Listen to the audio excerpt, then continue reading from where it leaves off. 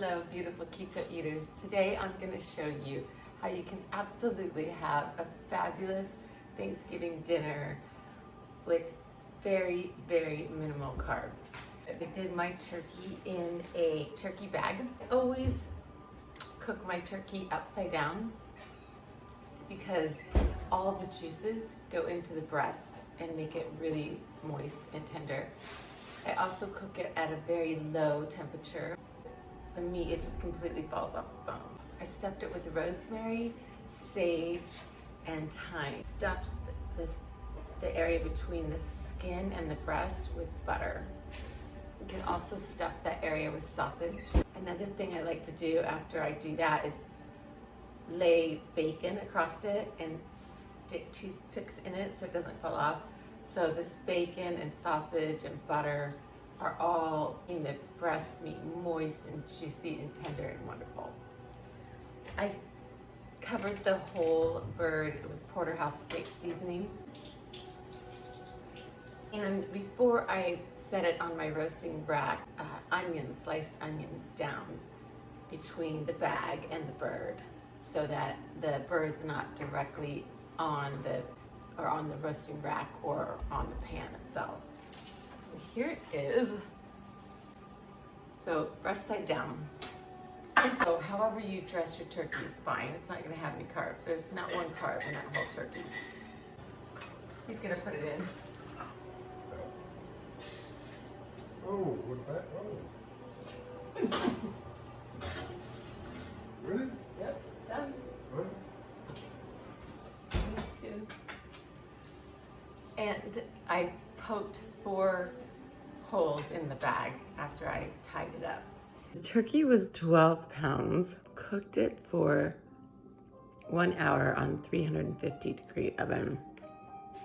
Then I turned it down to 275 and cooked it for 3 more hours.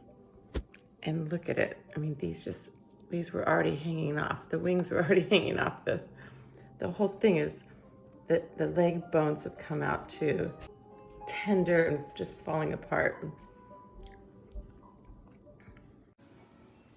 So this turkey's still upside down. So we just took it off of the big pan that it was on and slid it into this tin. Look at how it got browned and crispy and beautiful, and the inside is just completely fallen apart. I usually need my electric knife, but I don't think I'm gonna need that today. The thigh, and it's just completely falls apart. Oh, what a gorgeous, gorgeous bird. Keep my bones for my bone broth. Isn't that gorgeous? Here is the other leg. And I don't even have to cut it, it's just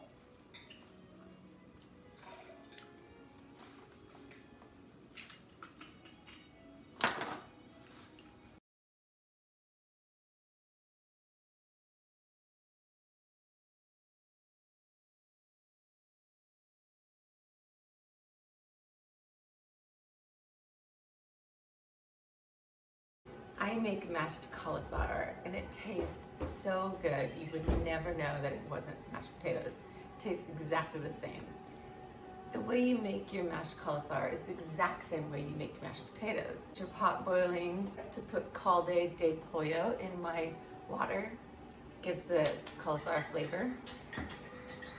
Boil your cauliflower until it's tender and soft. Drain it just like you would potatoes and mash away. However you like your mashed potatoes, that's how you make your cauliflower mash. It's exactly the same. I'm using 2 heads of cauliflower. My caldo de pollo seasoned water is boiling. I will add the cauliflower. My cauliflower is boiled, it's tender to the touch. A fork just goes in it really easy. So now I'm gonna drain it. Really the only difference between making mashed potatoes and mashed cauliflower is that you need to drain the cauliflower really, really well. After you drain it, put it back onto the stove and cook it on medium low until all the water evaporates from the cauliflower. And you'll be able to tell because there'll be little bubbles of water at the bottom of the pan. And once those all evaporate, then you can go ahead and season it. Mine have evaporated, and I'm going to use my immersion blender to blend it out. You don't have to do that. If you like a chunkier mashed potato, you can just use a hand mixer. I like mine a little creamy. I love this thing. I love tools. I have a thing about tools. Old unsalted butter from Ireland, where they treat their cows humanely.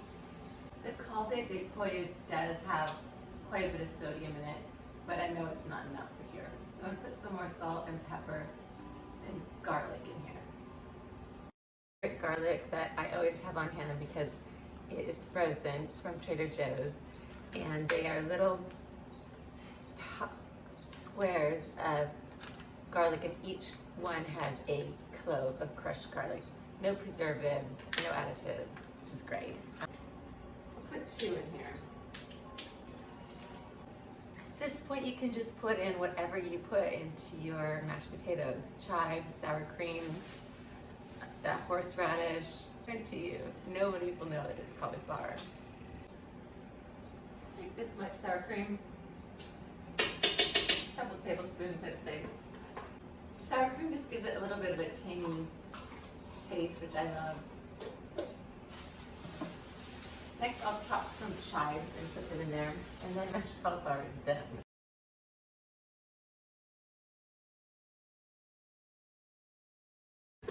They're light, fluffy, beautiful. Just like mashed potatoes. They taste divine. Are the cranberries. Again, you make the cranberries exactly the same way that it says on the back, but instead of sugar, put swerve or stevia. Pot with 3/4 a cup of water, 3/4 a cup of swerve sugar substitute. Here's the swerve. Swerve and my filtered water are in my pot.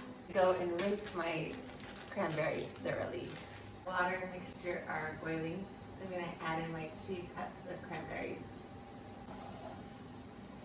And you just want to cook these until they start to pop. And then you take them off the heat and chill and serve. The cranberries have all popped. And I'll just set this aside, and it'll thicken up as it cools down, and it'll taste wonderful. Such an easy dish. That's so necessary. You can't have Thanksgiving without cranberry sauce. And honestly, you won't be able to tell that it's swerve and not sugar. Pecan pie, the Fermentality Lab has you covered. I ordered it last week, and it will be delivered right to my house. Keto, tastes divine. Here is the pecan pie, so beautifully packaged. It was dropped off today. Can hardly wait to eat it on Thursday. I hope this inspired you to ditch the fattening potatoes and stuffing and sugary desserts and make a keto Thanksgiving.